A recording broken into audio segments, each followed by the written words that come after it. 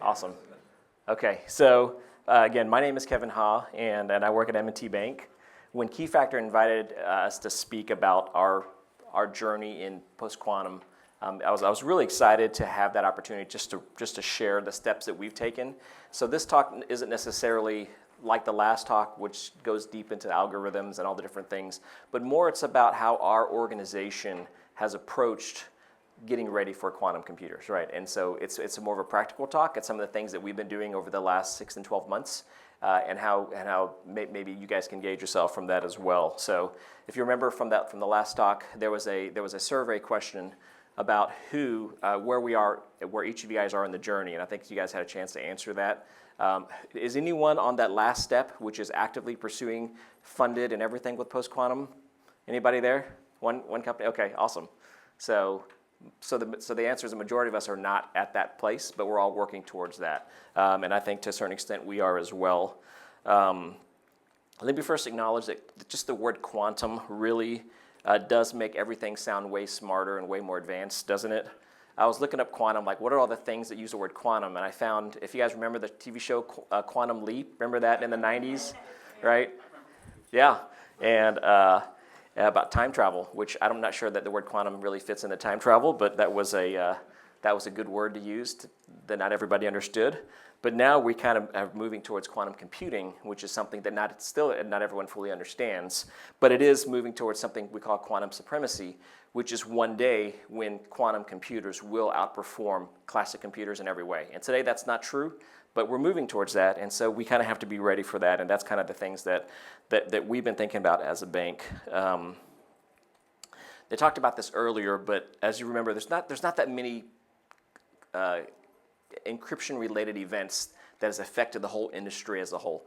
And if you remember looking back at the SHA-1 to SHA-2 transition, that was a big deal, right?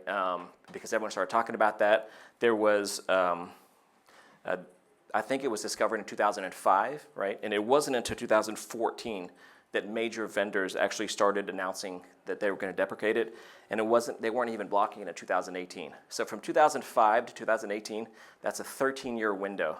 And now we're hearing about quantum computers saying you've got 5 years to get to something actually relatively more complex, and within 10 years, complete blocking of classical algorithms.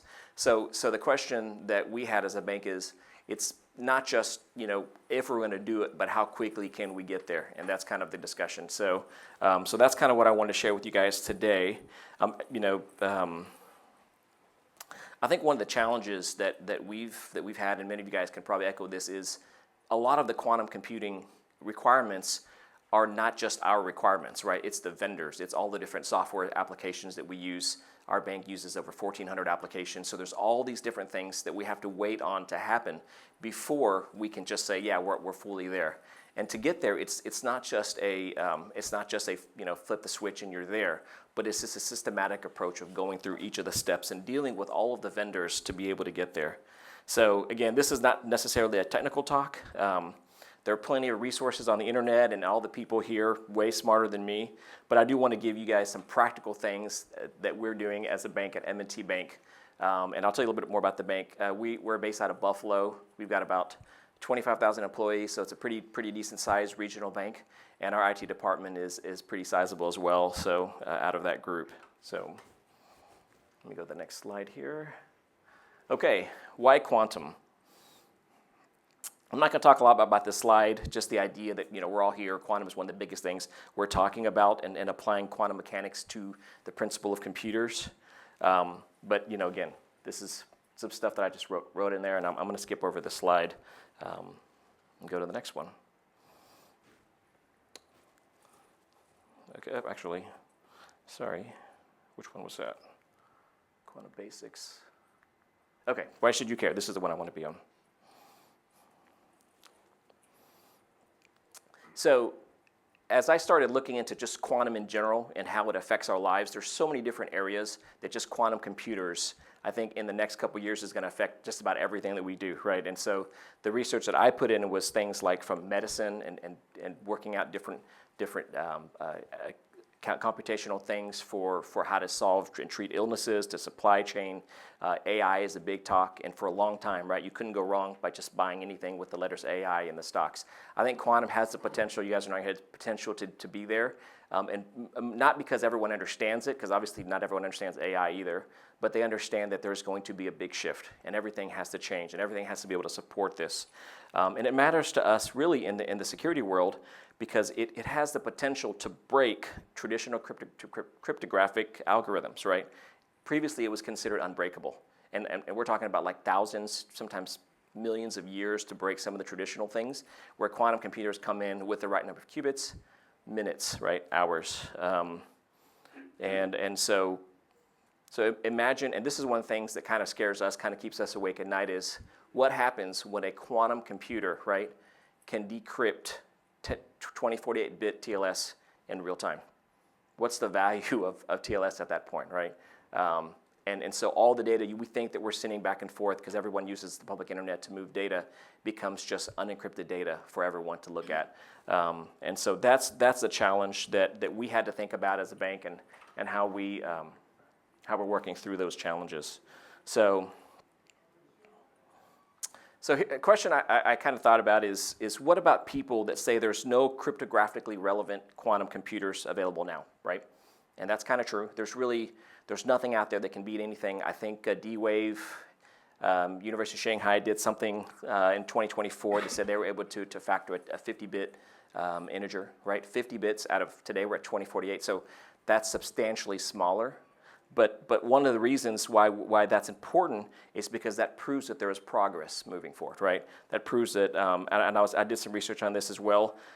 Neutral atom quantum computer has a second-gen computer now that has an 1180 qubit quantum computer, and that's like I think last month. So you can just kind of see the progress over time, and when we get it to thousands, to hundreds of thousands, to millions, that's when it's like, it's time to move. So really, progress is moving quite rapidly in all this.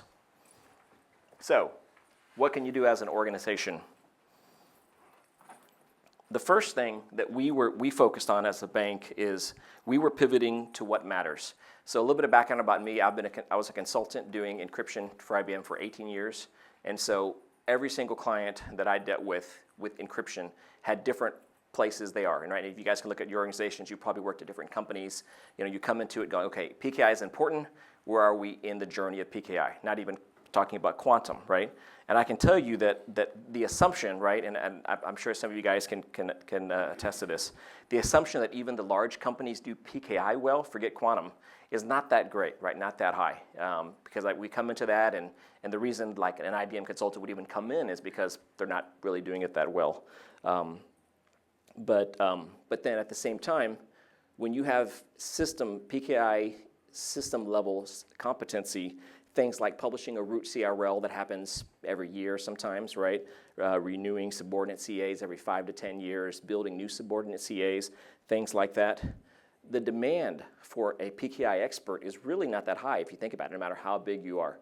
And so what you have is organizations of very, very large sizes that don't really have a whole lot of work for the foundational stuff of PKI. Now, obviously, there's a lot of PKI support, certificate management, things like that. But that's kind of where a lot of the consultants kind of came into that. So at M&T Bank, what we've done is over this last, I think the journey is probably a little over a year now, but what we've done is we've moved from an on-prem PKI model, which is the traditional model, most people are on that model, and we're moving more towards a PKI as a service model. And I'm going to talk a little bit about why that's important to us and how we continue to still maintain our expertise in PKI, but offload some of that work into a PKI as a service model to allow us to focus on really what was important to us. And I think some of you guys would agree with some of the things that I'm going to say on this. So traditionally, right, PKI admins maintain all the PKI, right? They maintain the systems, they maintain the root CAs. Sometimes I think I've seen organizations have a root CA on a laptop that's 20 years old, locked in a data center somewhere, right? Protected by a USB HSM that they plug in, and nobody knows how to use it, so they got to bring out the instruction books and plug it in and make sure that they follow all the steps. No expertise at all, just following the recipe, right? and then just hoping that it works. That's really all you can do at that point, right? And then if something doesn't work, you get the vendor on the phone and you try to get some support. And so we wanted to move from that model of saying, hey, we want to be expert HSM administrators and root PKI administrators and all those things, and more towards the actual utilization of PKI in the organization.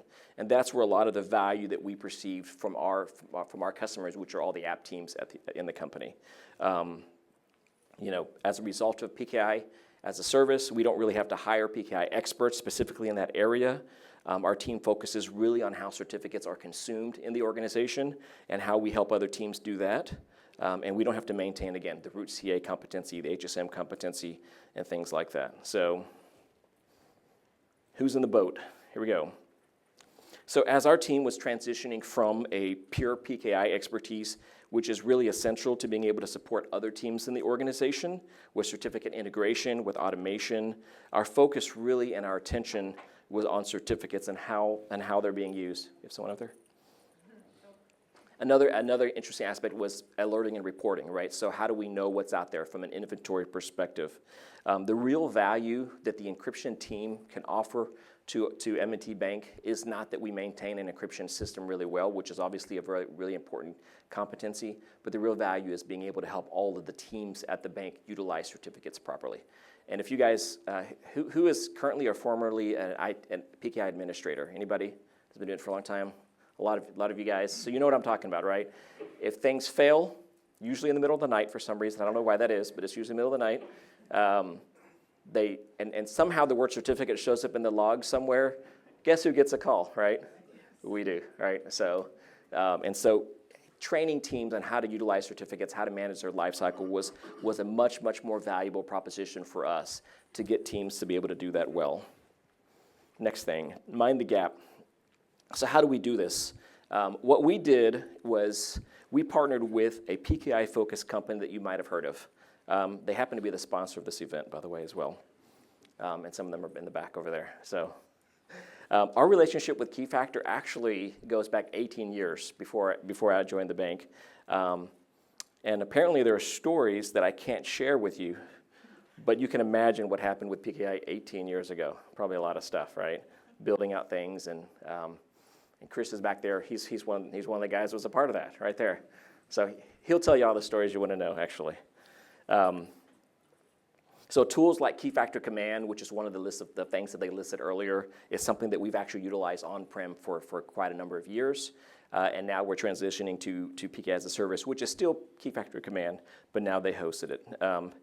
And we're transitioning from what most of you guys probably also use, because it's quote unquote free, like a puppy is free, Microsoft certificate services, right? You turn it on, it works, and it does what you need.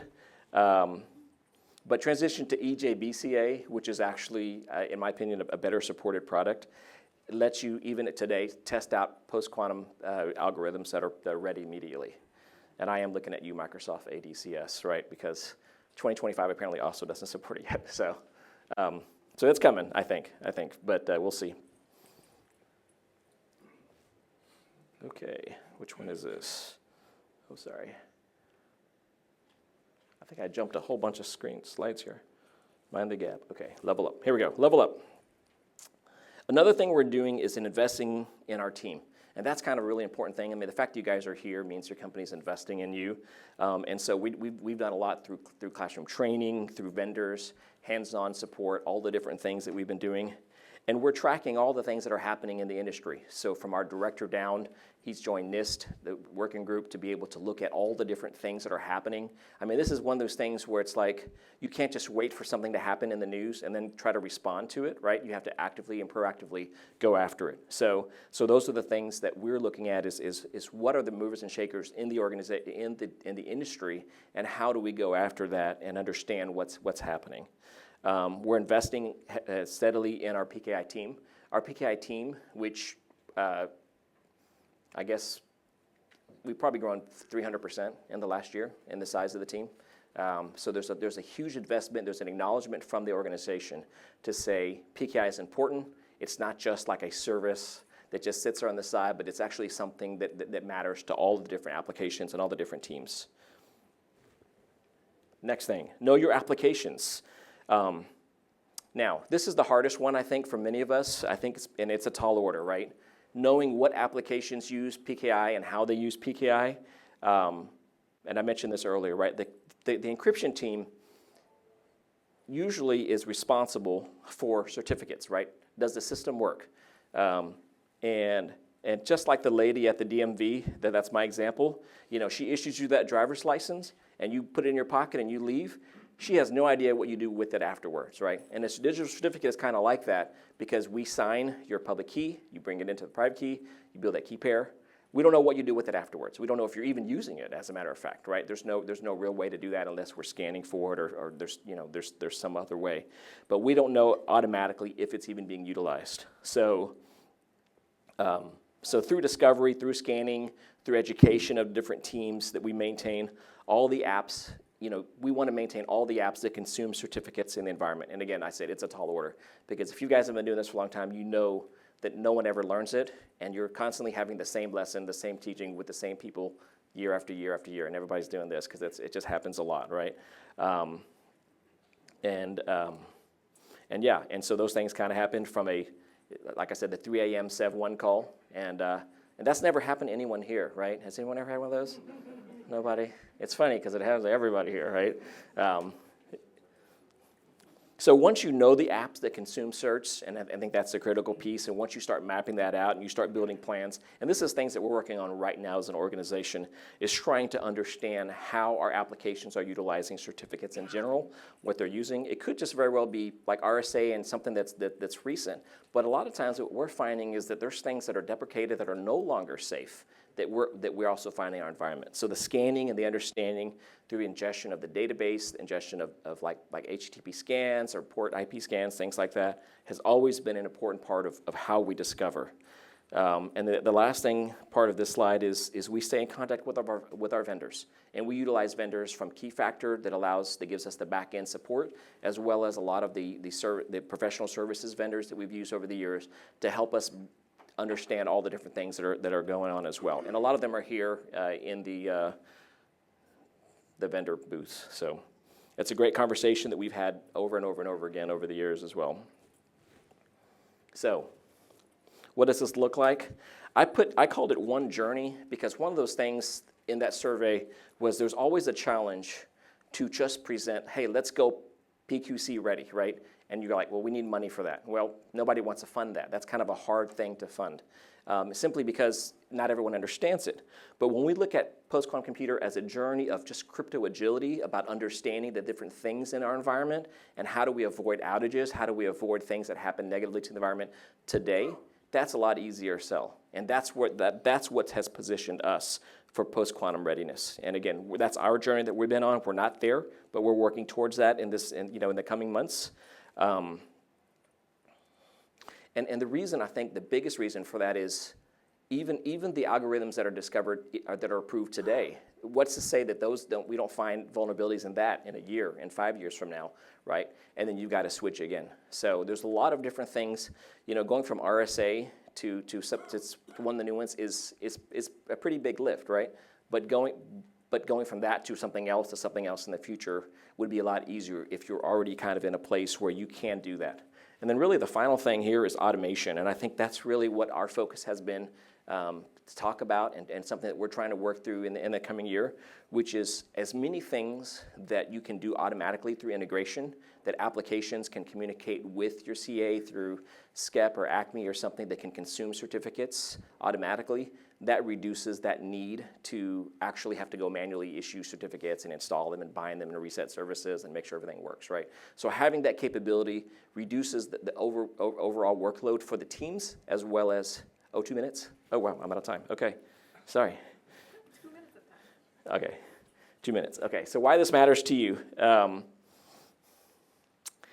First thing, and I think I mentioned this before, find partners that help you implement the right technologies. That's been critical for us because we don't have the necessary expertise in every area. We invest in understanding what we need to do in terms of first steps.